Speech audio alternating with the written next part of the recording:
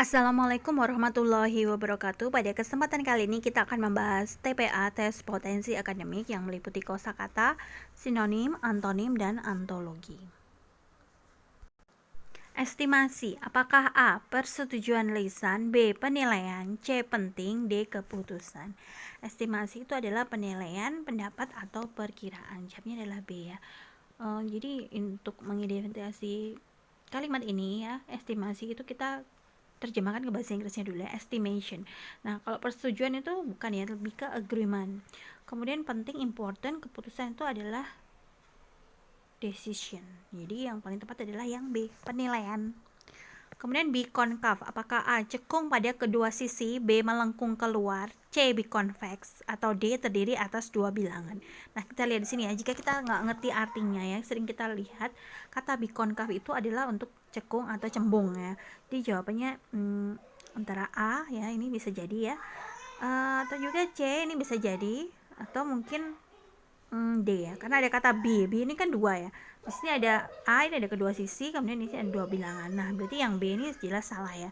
Jadi kita pilih yang mana? Apakah B convex? Jelas tidak ya. Ini concave, convex ini lebih ke lawan kata, jadi bukan. Sehingga antara A atau B. Nah, di sini tadi seperti saya bilang adalah cekung ya, atau cembung. Nah, sementara yang D ini kan nggak ada cekung atau cembung, berarti kita eliminasi. Jadi jawabnya tinggal yang A.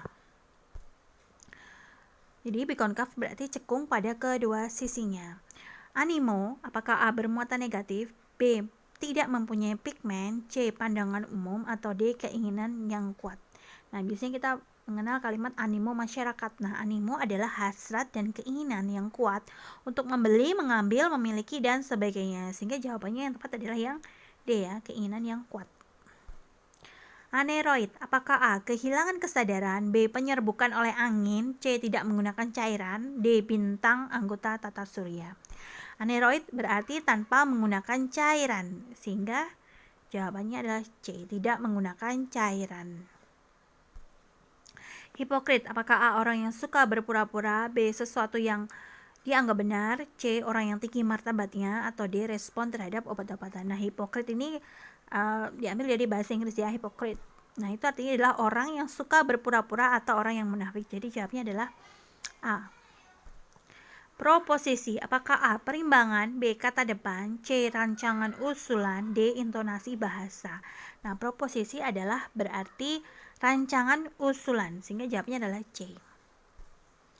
Hegemoni, apakah A. bermacam-macam, B. kekayaan, C. kekuasaan, atau D. pengaruh kepemimpinan ya. Hegemoni adalah pengaruh kepemimpinan ya. Kalau bermacam-macam itu adalah heterogen, kekayaan juga kurang tepat ya, kekuasaan juga bukan ya. Kemudian justifikasi, apakah A. pertimbangan berdasarkan hati nurani, B. putusan pengadilan, C. penarikan keputusan, D. pemberian hukuman. Justifikasi adalah perimbangan berdasarkan hati nurani. Desing, apakah A. bunyi tidak karuan, B. kebisingan pabrik, C. bunyi pasir di pantai, atau D. tiruan bunyi peluru yang ditembakkan. Desing adalah tiruan bunyi peluru yang ditembakkan. Jawabnya adalah D. Efisiensi, apakah A. daya guna, B. hemat, C. praktis, D. tepat guna. Efisiensi berarti daya guna. Kalau tepat guna ini adalah efektif ya. Efektif.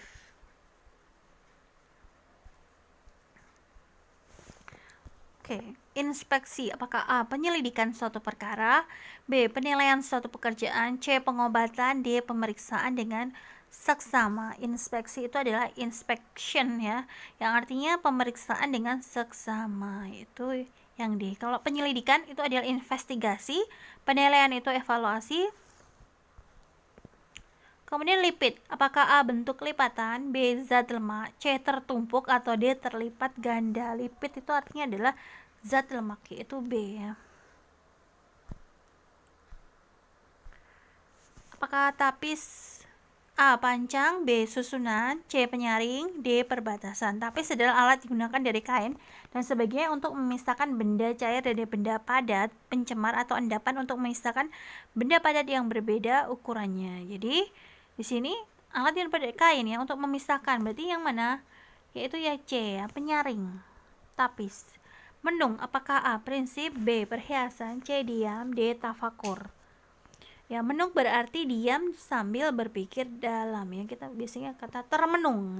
Termenung jadi kita diam kemudian berpikir. Itu dari kata menung ya. Kemudian satire, apakah A. sindiran, B. puisi, C. halus, atau D. martabat. Ya, sinonim dari satire. Ini biasanya dalam sastra ya. Berarti jawabnya adalah yang A ya. Satire berarti sindiran atau ejekan. Kalimatnya mengundang satir ya, mengandung sindiran ya. Kemudian sinonim dari dependency, apakah A. ketergantungan, B. kemerdekaan, C. pengasingan, atau D. keterkaitan. Dependency itu dari kata dependent yang artinya keadaan tergantung kepada orang lain. Jadi sinonimnya adalah ketergantungan. Ultima, sinonim dari ultima adalah apakah A. peringatan, B. akhir, C. bagian, atau D. ancaman. Nah, ultima berarti bagian akhir atau final ya, biasanya ada kata ultimatum, jadi ini ya akhir ya.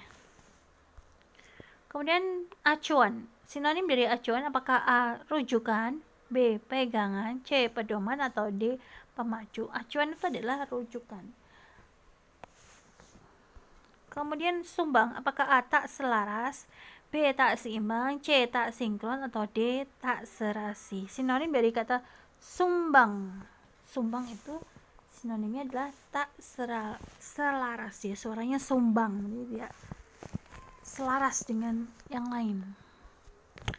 Naratif, apakah A. prosa, B. timbal balik, C. puisi, atau D. deskriptif. Nah, naratif ini berupa cerita. Cerita itu adalah prosa, jadi jawabnya adalah yang A. Kisi-kisi, apakah A. alat menangkap ikan, B.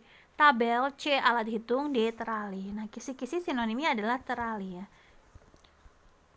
Sinonim dari akurat, apakah A. selidik, B. proksi, C. ralat, atau D. seksama. Akurat itu sama dengan seksama ya. Penghitungannya akurat, jadi seksama.